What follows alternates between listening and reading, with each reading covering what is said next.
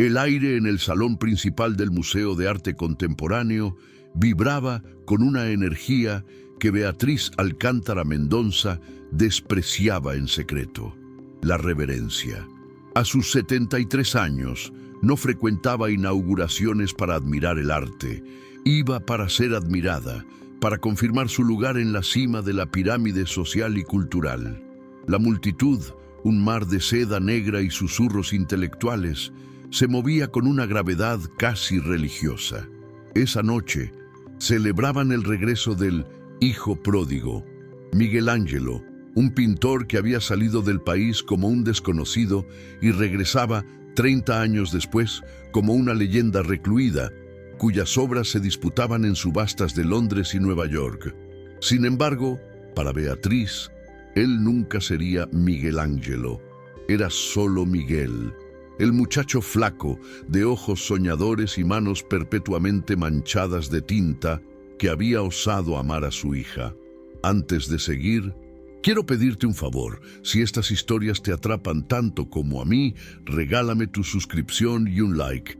Es la mejor forma de apoyar para que sigamos creciendo juntos. Y cuéntame en los comentarios, ¿de qué rincón del mundo nos estás acompañando hoy? Me encantaría saberlo. Beatriz se ajustó el pesado collar de esmeraldas, sintiendo una incomodidad que no tenía relación con la joya. Su hija, Laura, no estaba allí.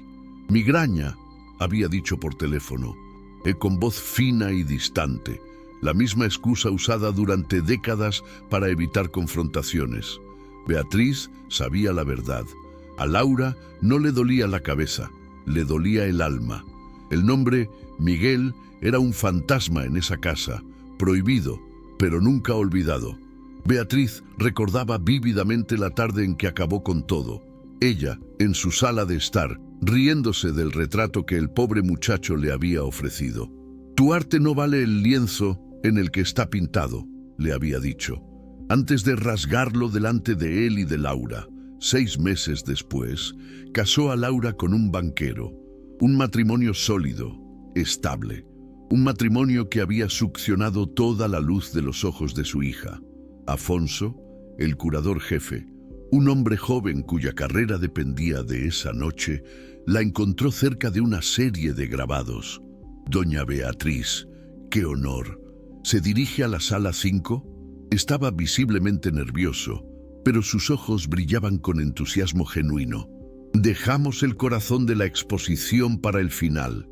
Es la pieza central, la que mantuvo en su colección privada durante 30 años, nunca exhibida. Se llama El amor que quedó». Beatriz sintió un escalofrío desagradable. «Qué título tan sentimental y barato, típico del muchacho que conoció. Es sublime. La gente sale de allí transformada». Ella le dedicó una sonrisa fina que no alcanzó sus ojos. «¿Transformada, Afonso? Qué palabra tan fuerte para un pedazo de tela pintada. Detestaba el sentimentalismo. Solo estoy apreciando el conjunto». Gesticuló vagamente hacia las paredes. «Pero vamos, muéstreme este milagro». Usó la palabra con una ironía tan sutil que Afonso la tomó como curiosidad. Él la guió por el arco que llevaba a la última galería, hablando sin parar sobre la técnica, la luz, la influencia. Beatriz no escuchaba, solo se preparaba para ver lo que fuera, despacharlo educadamente e irse a casa a tomar su coñac. La sala 5 era diferente del resto del museo. El techo era más bajo, las paredes pintadas de un gris profundo, casi nocturno, y la iluminación era teatral, enfocada en solo 2 obras, una frente a la otra, en paredes opuestas. El silencio allí era absoluto. Las pocas personas presentes no cuchicheaban. Parecían estar en una capilla. Miraban los lienzos y luego se apartaban, algunas secándose discretamente los ojos. Beatriz sintió crecer la irritación. «Qué espectáculo tan patético». Miró hacia la primera pared a su izquierda. Era un autorretrato. Lo reconoció de inmediato, aunque el rostro era joven. Era Miguel, los mismos ojos febriles y soñadores, pero pintados con una maestría que la conmocionó. Pero no fue el retrato de él lo que la hizo detenerse. fue lo que estaba en la pared opuesta, al otro lado de la sala, colgado solo bajo un foco de luz cálida, estaba el rostro de su hija. Beatriz se llevó la mano al collar de esmeraldas. El aire se enrareció súbitamente en sus pulmones. No era una copia, era el retrato, el lienzo que ella rasgó con sus propias manos 30 años atrás. Pero, ¿cómo? Estaba idéntico. Cada pincelada, cada sombra, lo había pintado de nuevo, pintado de memoria. Era Laura, a los 20 años, el cabello suelto, los ojos brillando con una luz que Beatriz no veía desde hacía 3 décadas. Una luz de esperanza, de amor, de un futuro que ella, su propia madre, había asesinado.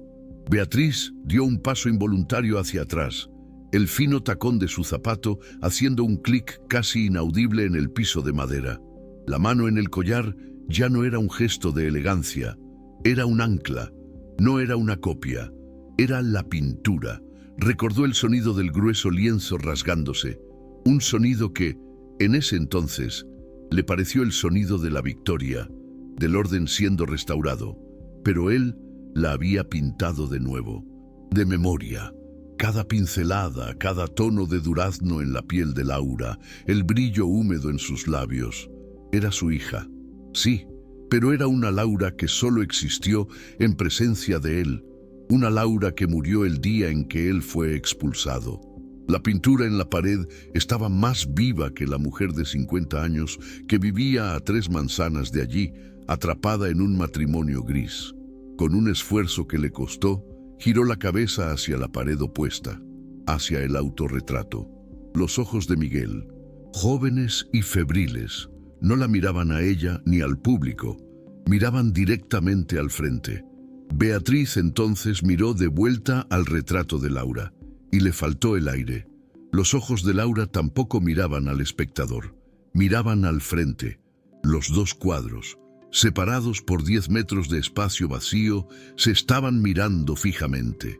El curador los había colgado frente a frente. Durante 30 años, habían estado separados en el mundo, pero allí, en ese salón silencioso, nunca dejaron de mirarse, y ella, Beatriz, estaba parada exactamente en medio de esa mirada, una sombra fría en el amor que no consiguió destruir. Se quedó allí, paralizada, atrapada en el fuego cruzado de aquella mirada que atravesó 3 décadas. El murmullo del salón principal parecía a millas de distancia. Allí, en esa sala gris, el único sonido era el de su propia sangre pulsando en sus oídos.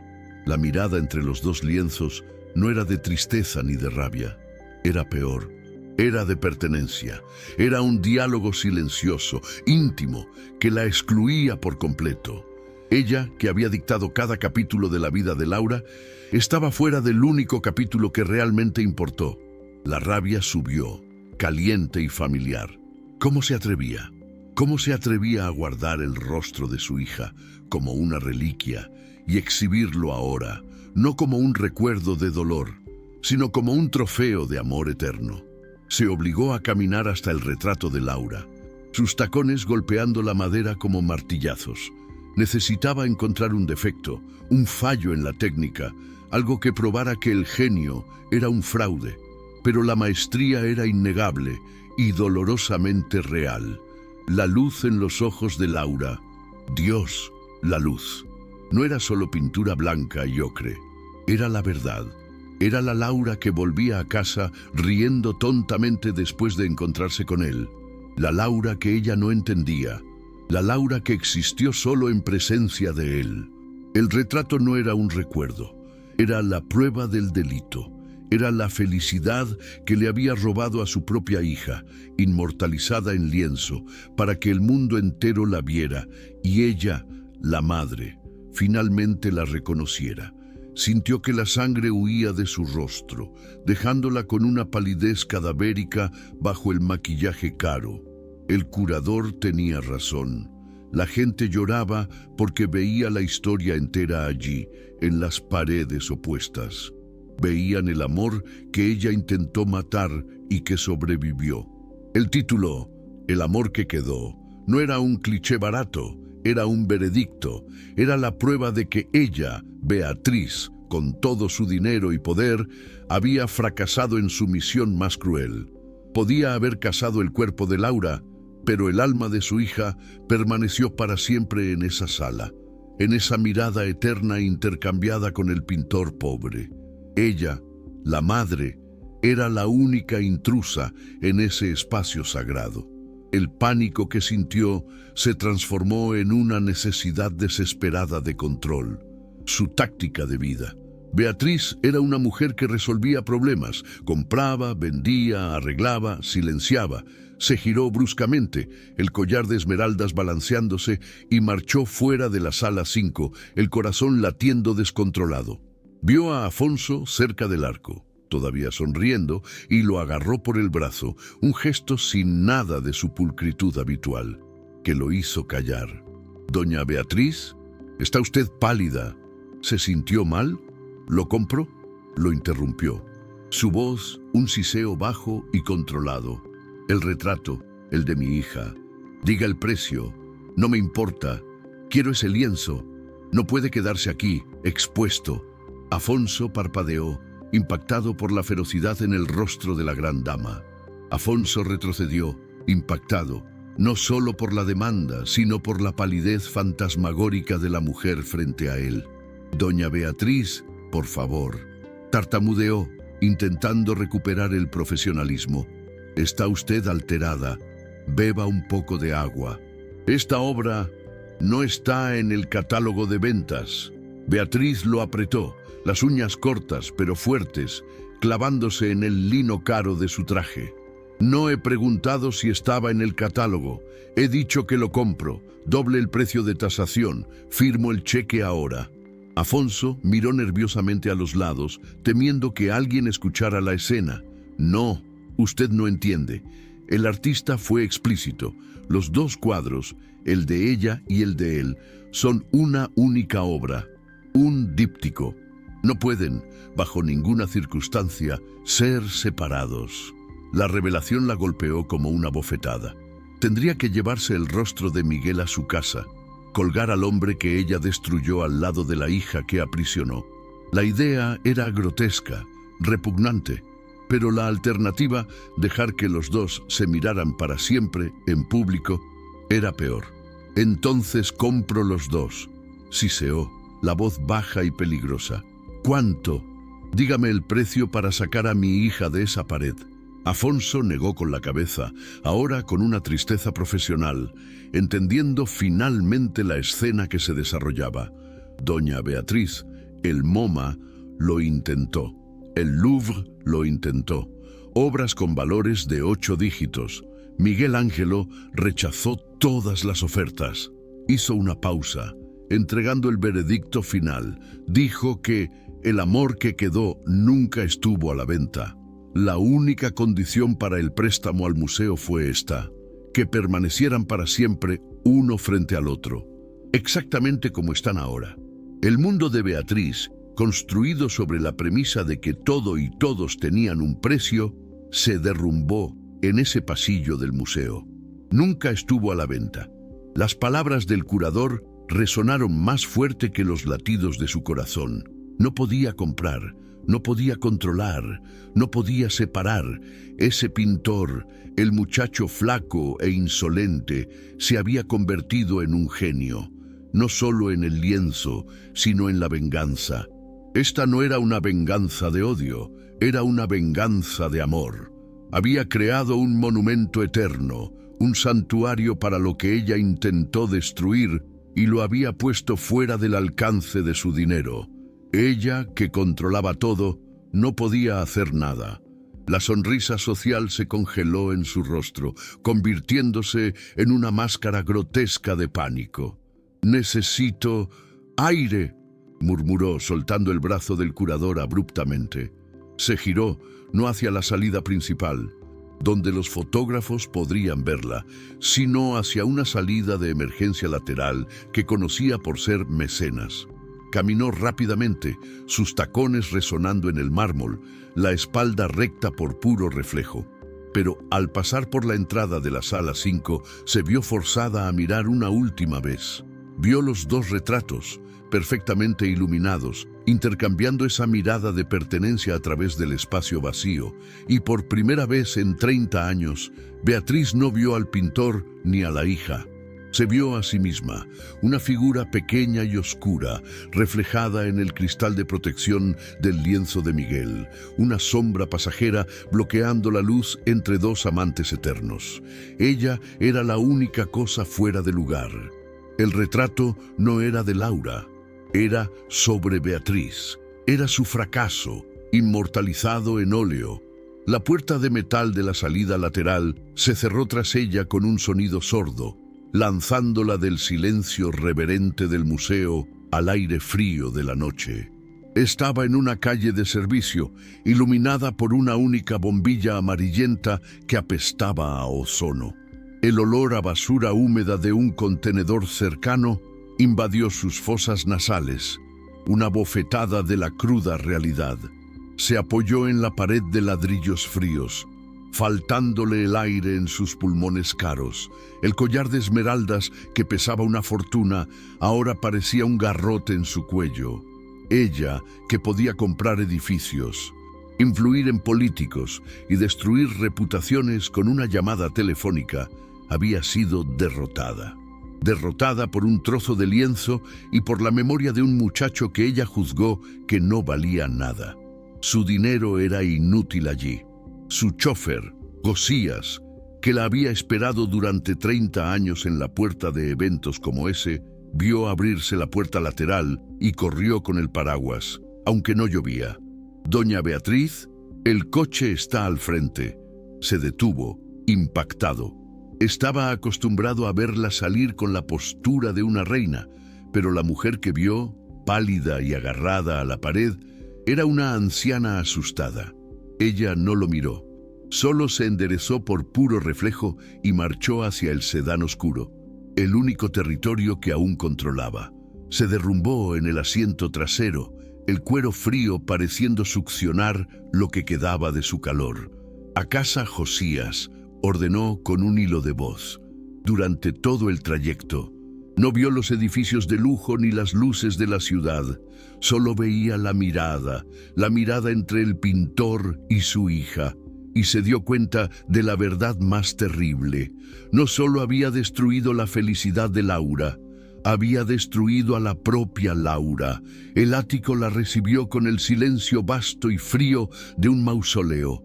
Josías la acompañó hasta la puerta del ascensor privado, con la mirada baja, fingiendo no notar las manos temblorosas de la patrona.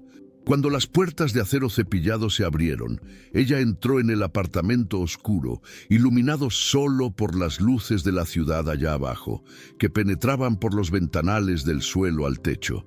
El aire olía a cera cara y a lirios blancos, flores que ella elegía por su forma, no por su perfume.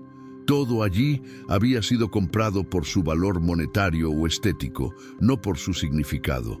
Cada escultura, cada alfombra persa, parecía burlarse de ella. Objetos muertos en un ataúd de lujo. Caminó, sin encender las luces principales, hasta la gran sala de estar. Su cuerpo se movía por memoria, pero su mente estaba atrapada en la sala 5. Sobre un aparador de palisandro, en un marco de plata pesada, estaba la foto oficial de la boda de Laura. La tomó. Laura, a los 23 años, envuelta en kilos de encaje francés, el velo sujeto por una tiara de diamantes de la familia. A su lado, el banquero, el marido, sólido, sonriendo con dientes perfectos. Laura también sonreía, pero Beatriz, ahora con los ojos malditos por la verdad de la pintura, finalmente lo vio. La sonrisa no tocaba los ojos. Los ojos de Laura en la foto de la boda estaban muertos. Eran opacos, obedientes. Eran los ojos de la hija que ella había destruido. El marco de plata pesaba en su mano temblorosa. Lanzó la foto de la boda de vuelta al aparador, el cristal golpeando la madera con un sonido seco. La mentira que había sostenido durante 3 décadas, la mentira de que había salvado a su hija de un futuro de pobreza y le había dado lo mejor, se derrumbó. No salvó a Laura, la había embalsamado. La migraña crónica, la voz apática al teléfono, el matrimonio sin vida, todo eran síntomas de ese asesinato lento que ella cometió en la sala de estar, con el sonido del lienzo rasgándose. El aire del ático era sofocante.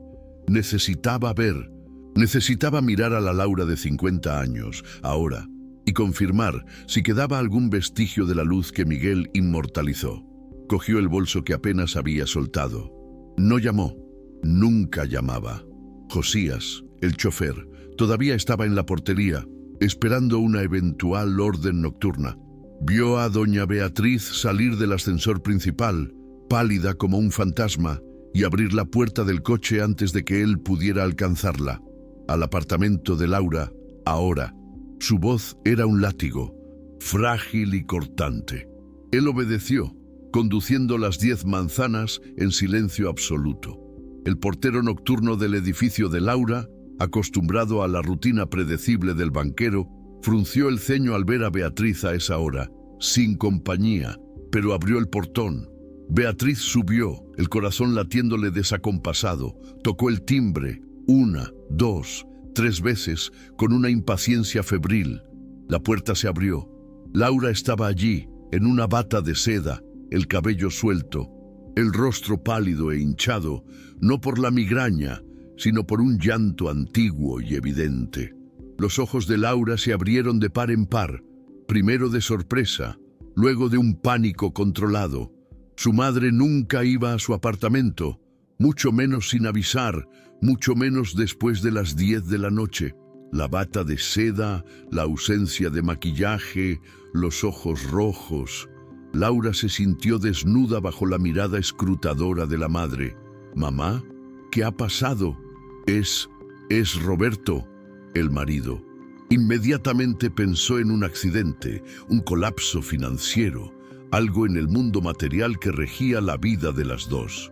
Beatriz no respondió, solo miró con una intensidad hambrienta y horrible el rostro de su hija. Buscaba, desesperadamente, un atisbo de la chica en el lienzo, pero no había nada. La piel era impecable, cuidada por los mejores dermatólogos, pero no tenía brillo. Los ojos, ahora rojos por el llanto reciente, eran opacos. Era la Laura de la foto de la boda, solo que 30 años más vieja. La luz, la esperanza, la vida que Miguel había capturado, todo se había ido. Beatriz se dio cuenta de que ella no había ido a la exposición, pero sabía de ella. Estaba llorando por lo que el nombre de él evocaba. Estaba llorando por la vida que no vivió. «Estabas llorando», afirmó Beatriz. No preguntó. Laura retrocedió como siempre hacía, lista para mentir sobre la migraña. «Mamá, yo no...» «No mientas, Laura». La voz de Beatriz salió no como un grito de rabia, sino como un gemido quebrado que las conmocionó a ambas. El sonido de su propia vulnerabilidad era extraño en sus oídos. Empujó a su hija gentilmente, pero con firmeza, y entró en el apartamento. Era exactamente como ella esperaba, silencioso, impecable y frío como una habitación de hotel de lujo. No había un cojín fuera de lugar, ni un vaso en el fregadero. Era la casa de una mujer que no vivía, solo ocupaba espacio. Estabas llorando por él, por la exposición.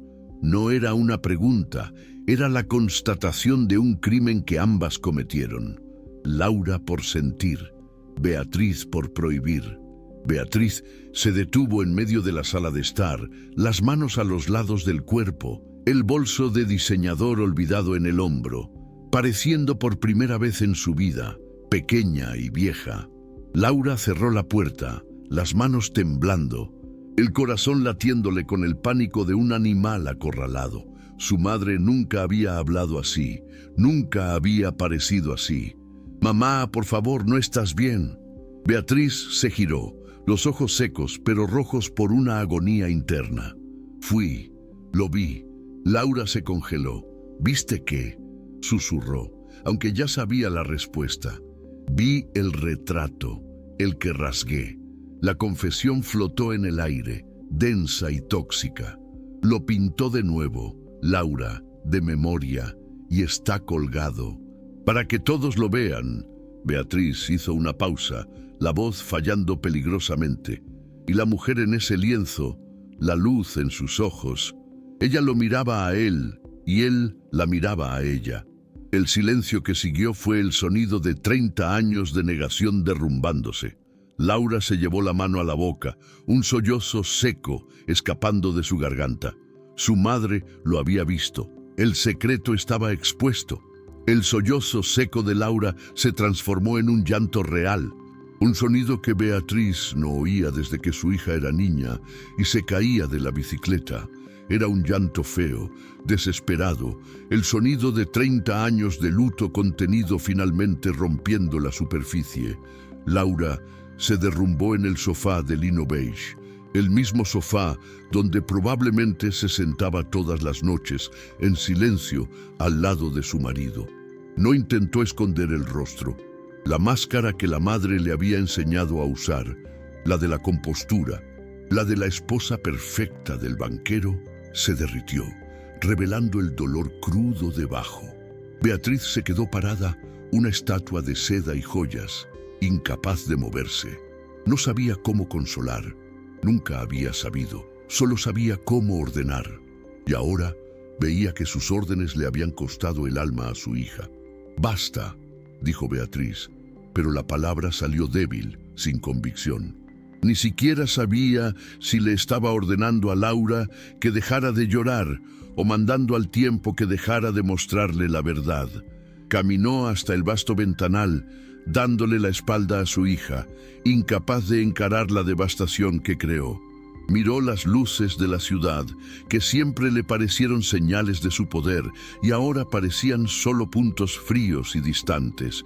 «Pensé que te estaba salvando», murmuró al cristal, «pero fue él quien te salvó. En ese lienzo te mantuvo viva, como deberías haber sido». Se giró, Laura la miraba, el rostro mojado, los ojos confusos por la confesión de su madre.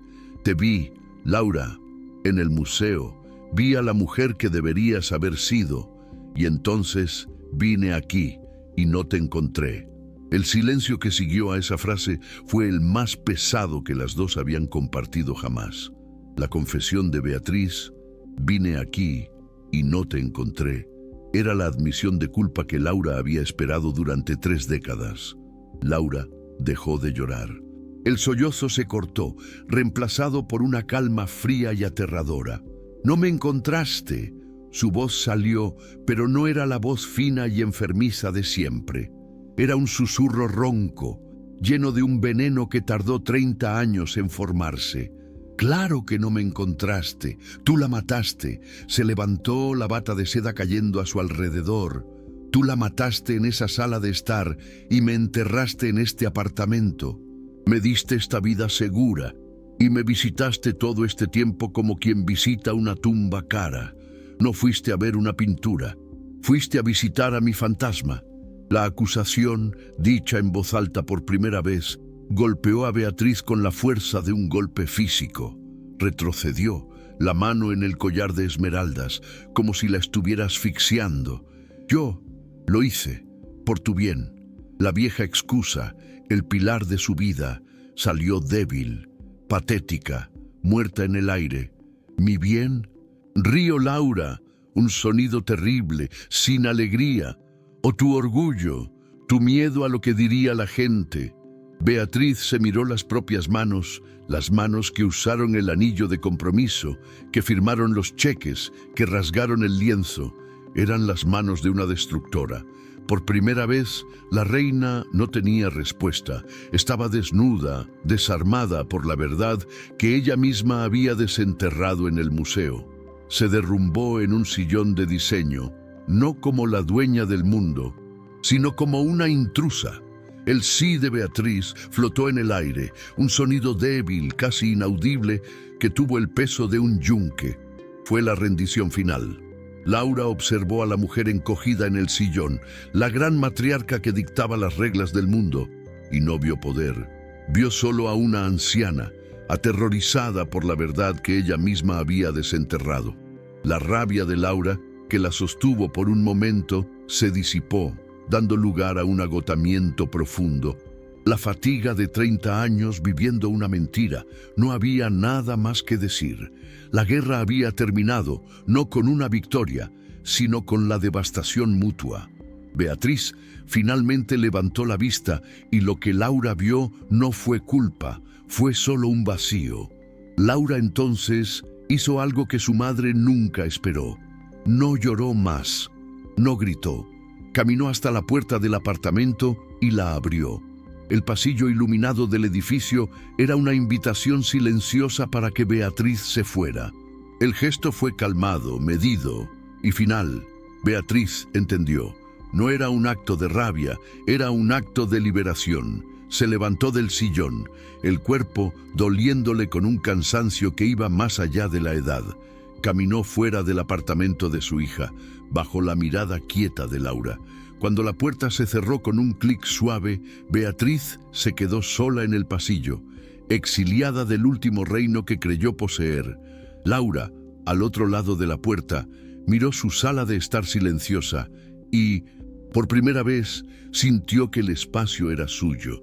No sabía lo que haría mañana. Quizás, finalmente, iría al museo a ver el rostro de la mujer que un día fue.